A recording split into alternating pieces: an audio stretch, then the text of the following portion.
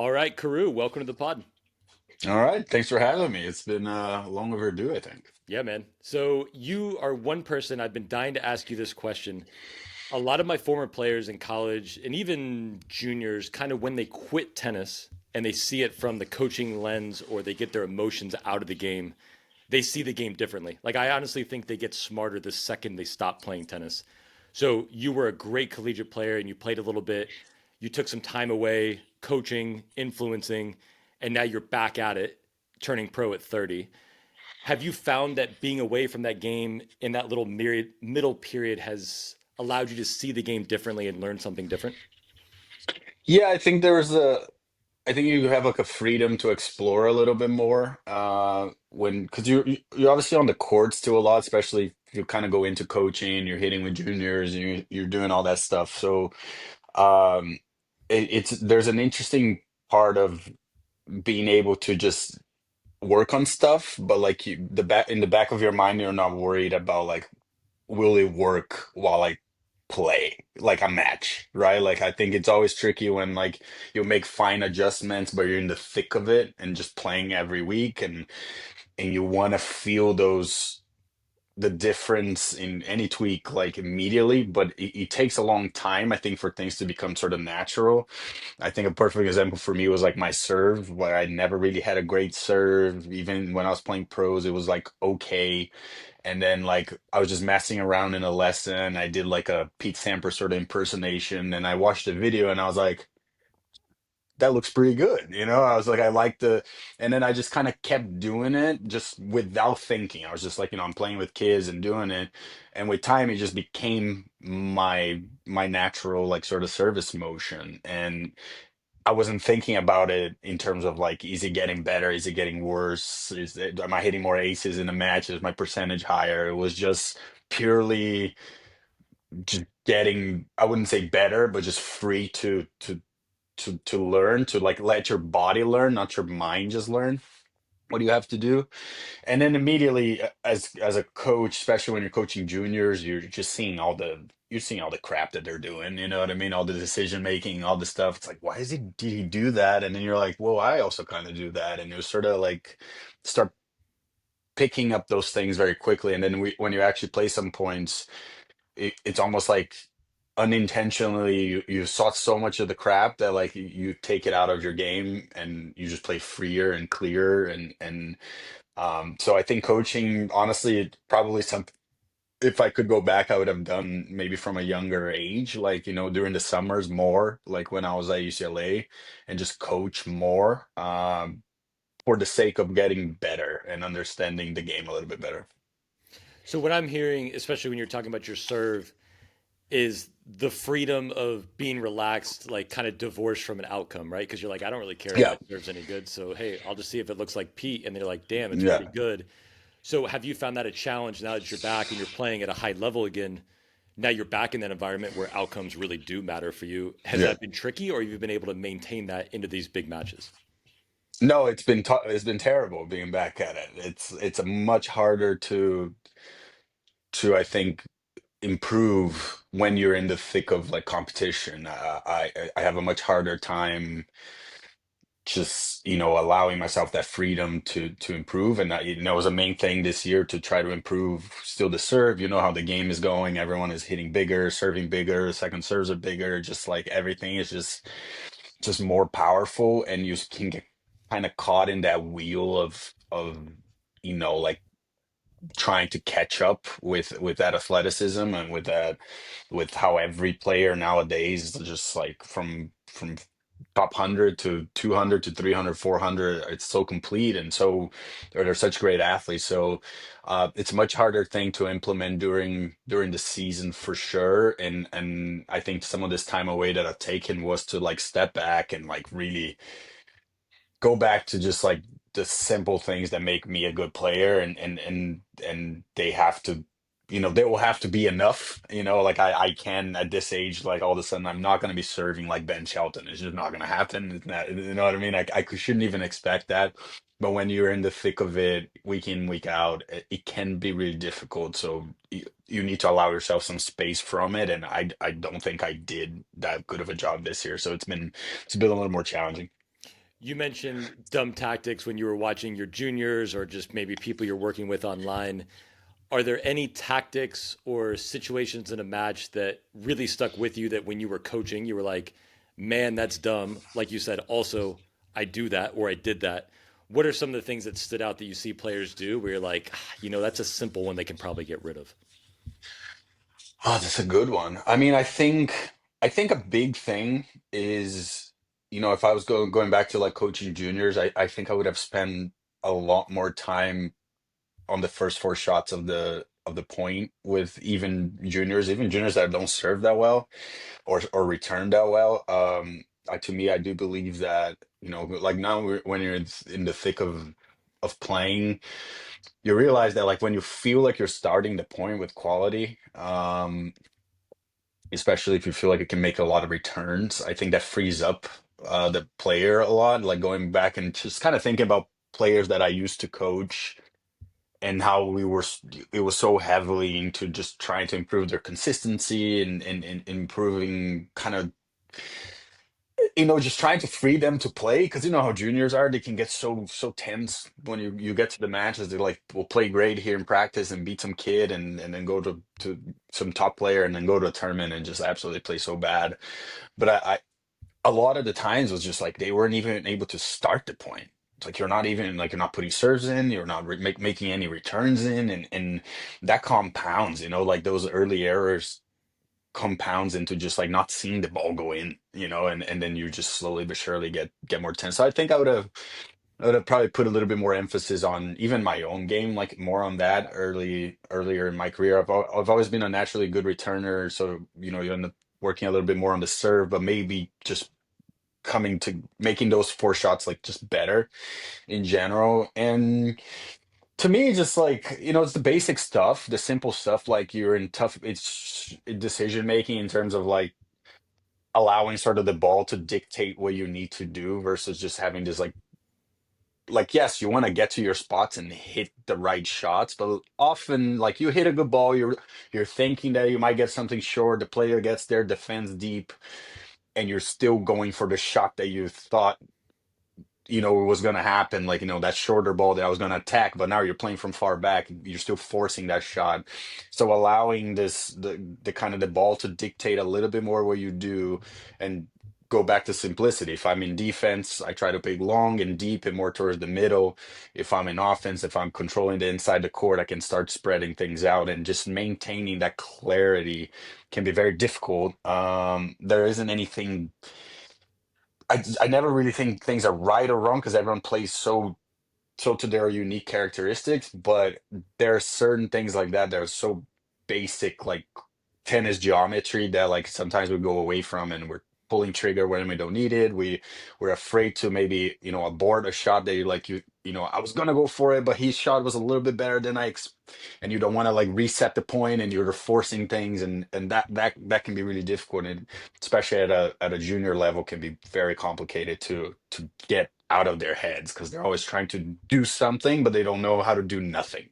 Like, I just need to do nothing for another ball, for another ball, for another ball. Oh, now it's time to do something. Now I'll go do something.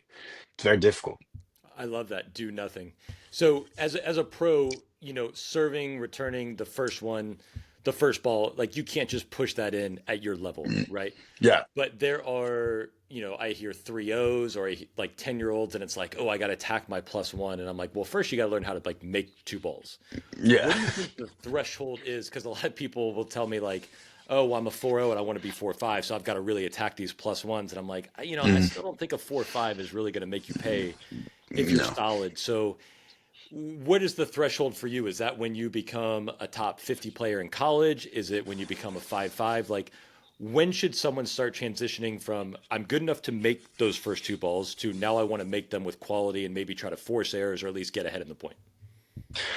Honestly, I do think like even at a 4-0 level, they they can improve that. It's more just like, what's your baseline, right? Safety in terms of like, this is the shot that I can make all day long, right? Like it's mostly by just not giving errors. It's like not I wouldn't even say like if someone can clean up like their first ball error, their return error, and their first ball after the return error, like that goes a long way. And that doesn't mean forcing an error, hitting a winner, or anything like it. It's just like, hey, I serve out wide and it came off nice, and I have a decent shot, and I'm playing into the open court, and that's it. Like, just throw the hot potato to that side and see what they can even do with that. So I do think like just spending more time in those first four shots at every level is really important. I think especially the return side for the lower level. I think like sometimes they spend a lot of time serving, but and they just kind of like bunt returns back and stuff like that. I'm like, no, actually, like play the return, and get better at the return.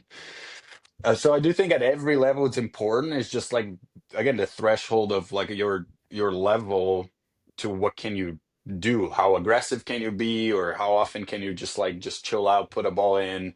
I think it's something that you should do more, but they should do it as a game and do it as it's just part of the practice, not just like the end of the practice. Again, if you do 90% of your practice is hitting down the middle, hitting cross, and then 5%, 10% of it is just serving a little bit, returning a little bit. But in a match, in a best of three, you're probably going to have to serve like 80 times and return 80 times. Like, why are we not doing that more, versus like we're not going to rally 20 balls a rally every point. It just doesn't happen. But we spend that time just like, I need to feel good. I need to hit a bunch of balls in. But it's like, it never happens. We get to like 8 balls max, like 5 times a set, maybe. So it's like it's kind of tricky that way. But there's value into not giving early mistakes at every level. To me, it's just like even if you're a 4-0 and you can serve and you just throw a little slice into the open core and you didn't make an error, great. That's a plus. You just triggered me because you mentioned feeling good. So that's one thing too. Like once you get out of tennis, like I could care less what my racket is strung at, how anything Mhm. feels on my racket because I don't play tennis anymore. So why would I care? But when I played, I was just like you. Even if I hit a good forehand, but it didn't feel the right way, now Yeah. I'm just going off this deep end. I'm complaining to my coach. So I'm sure when you stopped playing for a while, you weren't as stressed about it. Have you gone back into the game and been a little less concerned with how things feel, and you're just looking at results and going, "Hey, it doesn't feel great, but my backhand's going in. It's being Yeah. efficient enough. So who really cares what it feels like?" Do you still have that as a player, that obsession with feel? Yeah, I still do. It's a hard thing to, I think, get away from. I think that a lot of it is still dictated by how you feel, and it kind of sucks because I agree. Like when I'm not wasn't playing, I could play with whatever racket or whatever. And then like yesterday, I was actually hitting with Vita, and my rackets were strung just like slightly too loose. They just came off a little bit too loose. And we were playing with, how the balls these days are a little tricky. Like some batches, like we are playing with some U.S. Opens that were really like flat. They weren't like grabbing any spin, and we were both just like missing. The ball was just flying on us because we were both kind of play a little drivey, a little through the court, and he felt so bad, and I was like, this is so annoying. I'm worried about like, just like texting my guy like, oh, the strings are coming off too loose, like whatever. So it is so easy to get caught up in that. And I think it's just about, because we can't control the outcome, we try to control every single thing around it. Where I envy some guys that can just like almost like show up at one racket and just play, and I'm like, God damn, how do you do that, right? So it is tricky, but like you said, I think it's always important. I think that's where coaching comes into play a lot, where it's like something might feel a certain way, and then I can hopefully talk to someone and be like, this is how it feels, and they're like, no, but it doesn't look that way, and the outcome is not this. So like, keep doing what you're doing. And so like I took a little time off, started working, Chris Grow, started working with him a little bit, and immediately it was like first thing he says, like, you're trying to do too much, your service fine, like just get on your toes a little bit more, hit at a higher contact point, you're fine. And then boom, that's it, right? So you need that soundboard sometimes, someone to say like, kind of like, fuck your feelings in a lot of ways, like you're playing good, you Yeah. know what I mean? So it's an interesting sort of like sport that way. Again, I think in any high level sport, you're just in the thick of it, and you end up relying too much on the feeling, but not so much on like just paying attention to what the outcome is. How does a coaching relationship work for someone at your level and especially your experience because you've been a coach slash are a coach? So you've got a fresh set of eyes from the outside. Is it a collaboration? Is it kind of like consulting? Is it suggestions? Like how much do you take from a guy like Chris versus what you know and what you're watching back on matches? Like how does that work with him? It is a little bit more on that consulting kind of, at least for me, for like, a guy my age, where it's like I just need to feel like 100% clear in what I do, and really like almost have like a false sense of confidence that what I do like will be good enough. And I'm a good ball striker. Like I can move the ball really well. I think I have like a high tennis IQ, and I need to use those things in order to maybe offset my downside, which is probably like my physicality these days and all that stuff. So but when you're in the thick of it, you're having, I spent this entire maybe year or so just thinking like, okay, now I'm playing only challengers. I'm gonna need to serve bigger. I'm gonna need to be hitting the ball a little bit bigger, be more offensive. And it kind of took away like my identity in a lot of ways. And so going to someone like Chris is just like for him to give me like the answer. Like the first thing he says to me, we hadn't even started hitting, he's just like, I watched some matches, you're doing too much, you need to do a little bit less. And I'm like, yeah, that's how he feels. I feel like my blood pressure is like up here the entire time I'm playing. Like I'm never just like relaxed, just hitting the balls I know I'm gonna make 100% of them.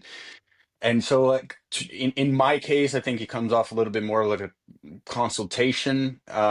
There's obviously, I think with if you are younger, you may need someone with you constantly, and maybe helping you a little bit more. But like at my kind of stage in my career, I just want someone to just like be like, you're being an idiot, do this and you'll be fine. And I'm like, yeah, yeah, yeah, I get it. And then I can just reset and go back to it.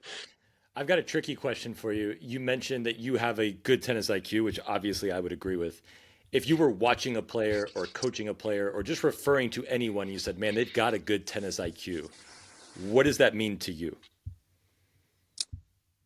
Oh, that's a good question. What does that mean to me? I mean, I think it's like that kind of the way someone can create like a ton of pressure on the other side without stressing themselves like to the limit all the time. They're able to go through the gears of the match, go bigger, go slower. Like they are controlling sort of like the tempo of the match, and it gets played to their sort of liking. And the other guy on the other side, it's like, ugh, I don't feel like I'm playing that good, but I always feel like I'm like 47% like behind on the point, where the other guy is just always like 55% ahead of me on the point. And so like a tennis IQ to me, it's just like we all have like our own styles, right? Like, I'll play, last year I played Lerner, who, to me is like crazy high tennis IQ, like is always kind of playing to his strength, and controlling the match into that, never making bad decisions. There's obviously guys who are just more offensive and just go for it more, and that's the way they play. So it's an interesting sort of like question that way, because it's like what does it really mean? But it's like what openings are you seeing, and how are you exploiting those openings very often? I think that's how I would characterize. So when I think of like a low tennis IQ, I think of someone who gets stuck on the first problem. So they're playing a Yeah. match and it's like, let's say I come out against you and your serve is too fast for me. And I'm Mhm. like, immediately I would just be like, well, you could take a step back, you could shorten your swing, you could chip. There's a ton of things you could go to, Yeah. but they just continue to miss returns because they're like, this is hard. And they're stuck at the first problem. And so I always think of a high tennis IQ guy as like, here's the first problem, I solved it. I got to a second problem, I solved it. Third problem, I solved it. And eventually you might get to a point in the match where you can't solve it, but it's not because you're not smart enough. It's because like you don't have the puzzle piece. It's like I don't have the shot to do. I know what the answer is. I'm just not good enough to Yeah. do it. So it just means I'm not Yeah. good enough, but I know where I need to go. And then maybe moving forward, I figure that Yeah. out. But I see a lot of players and they just get stuck on the very first problem they encounter and then they wonder what happened. But I actually think deep down they know the answer. It's just they get a little bit locked up in their own head emotionally Yeah. and get stuck on the first problem. Yeah, that's like kind of the perfect way I think to explain it. It's like let's say you get into a match and you first three games the guy serves, you don't win a point, you might need to try something else, right? Like you just don't get stuck doing that thing because clearly it's not working. Back up a little bit, like take the ball a little earlier, whatever you need to do. So yeah, it's just like this awareness to make like micro adjustments constantly. Just like I'm constantly making micro adjustments because like you adjust and now I have to adjust and then you have to adjust and then I have to adjust and we just sort of like play that game until one guy just clearly like just doesn't have what it takes to make an adjustment to beat you. So that's kind of what it is. You're just constantly playing that game. It's like, oh, you're playing, your serve, your flat T is firing today. Okay, I'm gonna give you the wide here. Go to the wide. And then so you're just like it's about sort of like trying to eliminate options on the other side, even if by slightly like very little bit, by a very little bit, like trying to like eliminate an option that clearly they're doing very good. And it's like, okay, like I can now, I'm going to take that away from you. I'm going to see if you can do the other thing. Oh, can you do the other thing? Okay, great. Now, how can I eliminate that?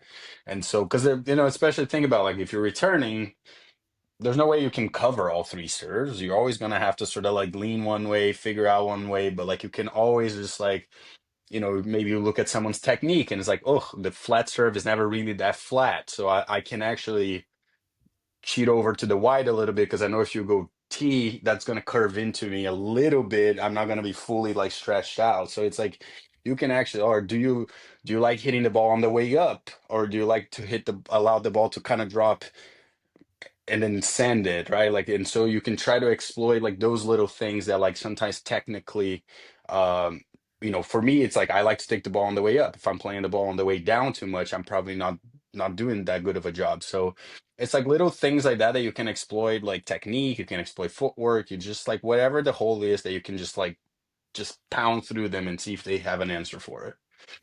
You mentioned we talked a lot about the first four shots earlier, and then you also mentioned like you're a strong baseline player. You hit through the court. Are there any? I know there are like certain patterns that might be unique to you, and you mentioned one earlier about kind of like, oh, you're on defense, you want to play deep through the court. Or is there a fundamental baseline principle or idea that you've used since you were 12 years old through college till now where you're like, this is basic A1 game plan. It holds up if you're a 3-0, if you're 300 in the world. Is there something like that that you still use today that you just think is a foundational principle of baseline play?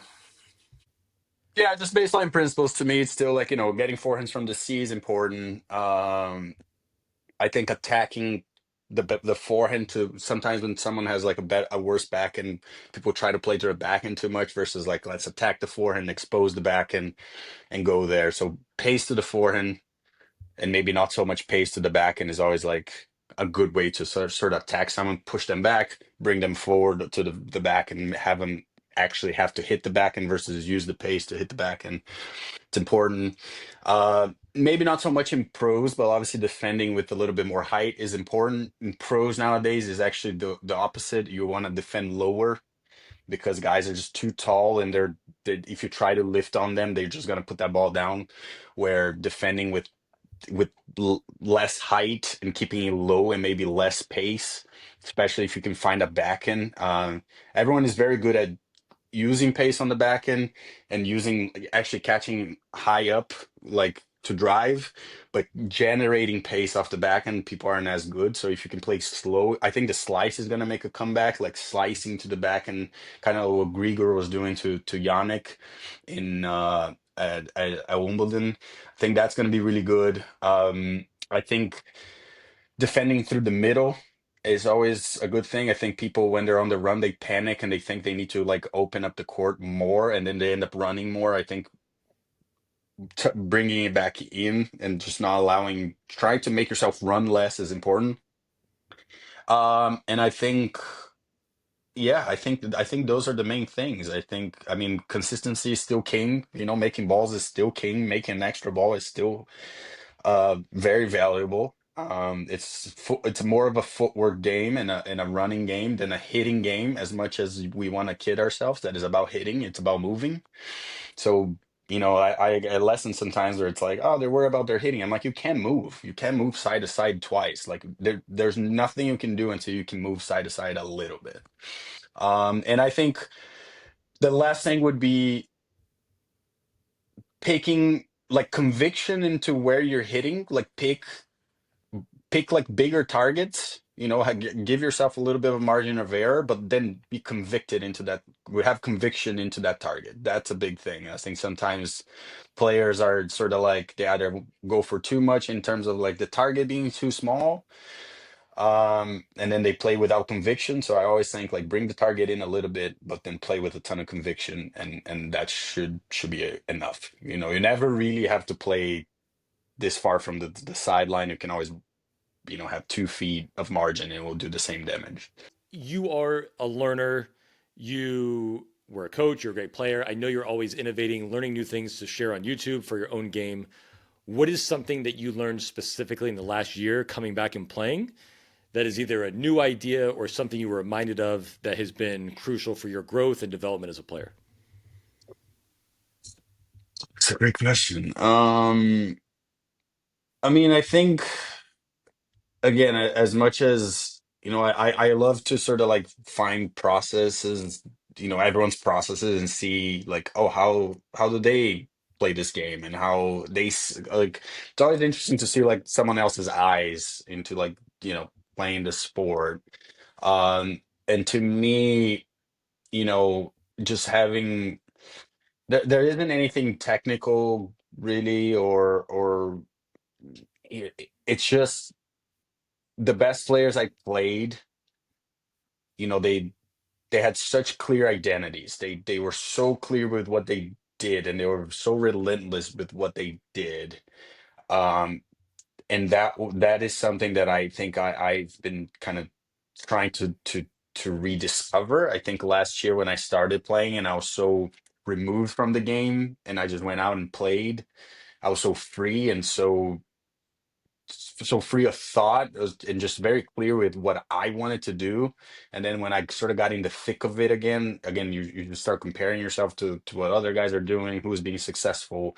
But that it's that thing of like how simple can you be, like and at the same time effective, right? Like it's just like it just this fine line of being incredibly simple, incredibly committed to what you do relentlessly, even if you're gonna lose, but like that commitment to what you do is something that is it's fleeting. It sort of comes and goes. So um that's been, I think, sort of the hardest part of like about being on tour, but the part that like I've been kind of trying to search the most. Like my buddy Marcus is always like, you know, simplicity is like the ultimate form of how does he say it? I forgot how to say it, but it's just like that the clarity. It's so fleeting that like to me is just the most important thing. I can talk about serving bigger, hitting forehands bigger, hitting your ground strokes bigger. We can all like think about those things, but the reality is, you know, I always enjoy seeing a player that sort of does it their own way and figures it out their own way. And to me, that's been something the last year and a half I've had. And when I had it, I won. And when I don't have, it becomes a lot harder to play. So that's the thing that I keep sort of like grasping for and trying to find all the time, and I'm hoping to sort of get back to that. Um, and you know, everything else is just like it's just like guts and going for it and being okay with the results and all that stuff. But it's a hard sport that way because again, there's no way, there's no substitute, right? It's what you got that day, and that's what you got. I've got a personal question, and so hopefully, if you don't want to share it, because there's other pro guys watching, like whatever. But someone said that the game of tennis is incredibly difficult, but it's not complicated, Yeah. right? So when you're talking about being simple and you had that simplicity, you had that clarity, and then you said you lost it. So why do you think, or what was it about after a year and a half? Like, what are some of the things that kind of force you specifically to lose clarity? Because a lot of players lose it. Very Yeah. few ever get it, and then once they Yeah. have it, they can lose it very quickly. So, Yeah. so like, why do you think you've lost that clarity, or that you lost it for a brief period of time? I think I lost it because when you're playing, like, right, you feel the constant need to evolve, to get better. You need to keep finding the edges that will, like, how it is, like small percentages, like, 5% increase on your first serve percentage might mean you're not 250, you're 180 in the world. Like that, those are those fine the fine line in that can create some pressure on maybe speeding up the development. And I think I tried to really speed up my development this year. Like, I finished last year, I played great tennis. Um, but I was starting to play a lot more challengers, and I knew, it was going to become harder. Like, I was going to play a lot of challengers this year, and I think part of me, fell into this idea that, like, I needed to hit the ball bigger, that I needed to serve bigger, that I needed to be more, more aggressive than maybe I like to be. And that doesn't mean I'm not aggressive. I'm very aggressive with, like, a core position kind of standpoint, with, like, moving the ball around, but maybe I just don't have, the raw power that certain players do. And I think in that surge, I might have, like, lost a little bit of, like, my just like my good traits, my calmness on court, my ability to break down a guy as I go. And I think that's all part of, they always say, like, your second year on tour is it's harder than the first. The first, you're just adding, you're just going, you're just, like, no one knows who you are, you're just going. And then by the second year, everyone's a little bit more prepared for what you do. So, like, this constant need to evolve can be tricky, because, like, I think to evolve, you're gonna take some steps back, but, like, you also feel like you're, especially at my age, I feel a little bit of pressure of time. It's like I don't have that much time to have this, like, step back. So I think it was just like a lot of little things that just took me out of, like, my own, again, just like my own conviction into what I do, and just going into is like, well, I have this conviction. Maybe in certain conditions, my game is not going to work that well. Maybe I'm playing a guy who's really hot that week, or who just, ripped through a couple challengers, has a lot of confidence. There's not a lot I can do in that situation. But not allowing maybe the results to start shaping. And that doesn't mean, like, you don't continue to try to improve, but I'm saying, like, to start, like, shaping you into, like, this different player that you're not, and having, again, like, this irrational confidence in what you do. Like, you have to have, like, basically irrational confidence in your own game. And so, yeah, that was just kind of, again, this, like, we kind of talked earlier in the podcast, just like, when you're in the thick of it versus like when you're coaching and removes from it, and you're sort of, like, free to just hit and evolve and improve without thinking about the ranking, the next trip, whatever. Versus when you're in the thick of it, and you're feeling like you need to, you just lost three first rounds in a row, you're like, I need to do something different. But I'm like, do I, or do I just need to, like, tighten up my thing, stay clear, and just allow myself chances to get back into, like, winning positions. So it's just like, the tour breaks you down, man. There's a lot of time to think about. There's a lot of time to to watch other guys. I try to watch very very little too. I try to be, like, as removed as I can, but given the nature of what I do, it's hard to. So it's a complicated game that way. We've touched on so many things, your own personal experiences, things you see in other players. The last question is always, what is your best for, like, the 4-0 adult player? So it's okay if it's something we've touched already and you want to Mm. double stress it, or if there's something different. But if you just had a 4-0 player, generic, you don't know them, what would your best advice be for them and their tennis game? I'd say it's learning how to play in motion. I think a lot of players they like to hit stationary a lot. You know, we want to hit down the middle, we want to hit cross. They fundamentally know what they need to do, right? Like, oh, I need to like load up my legs and push and all that stuff.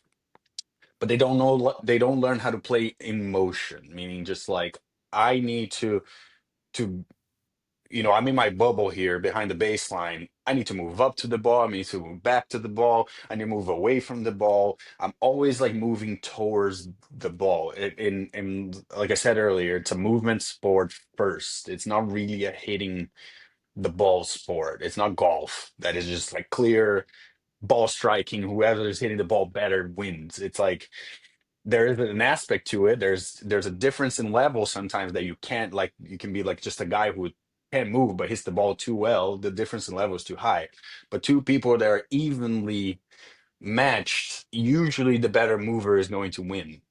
It's just going to be the guy who is able to manage the the sort of like the crap that happens in match, right? The chip return that's short and someone misses, like, how did I miss that shot? I'm like, when was that last time you hit that shot? You just hit down the middle from the back. Like you haven't hit a ball, 3 feet inside the baseline and below the net like in 3 weeks. That happens in the pros too. So I think learning how to play to be comfortable being in motion, like, it's just like I'm moving to my right and I'm hitting, I'm moving forward and I'm hitting, I'm moving backwards and I'm hitting, but always with energy forward and playing from the leg up versus just being so worried about technical things and ATP forehand and all kinds of like nonsense that I think sometimes I see online. I think that part, playing from the ground up first, is to me the quickest way for someone to like level up. And it takes time. It's boring. The boring stuff wins, and that's the hardest part about what we do in terms of like trying to make content, trying to help people improve. But it's like it's the boring crap that like makes you actually get better. And so to me, that would be the number one thing. The number one thing. The guys that I've hit, that I coach and hit, from 65-year-old man to 10-year-old, 12-year-old kids, it's always about like, can they start moving just slightly better? And when they do, like I'm like, oh yeah, now you're playing tennis. Now you're not just hitting the ball, you're actually playing tennis.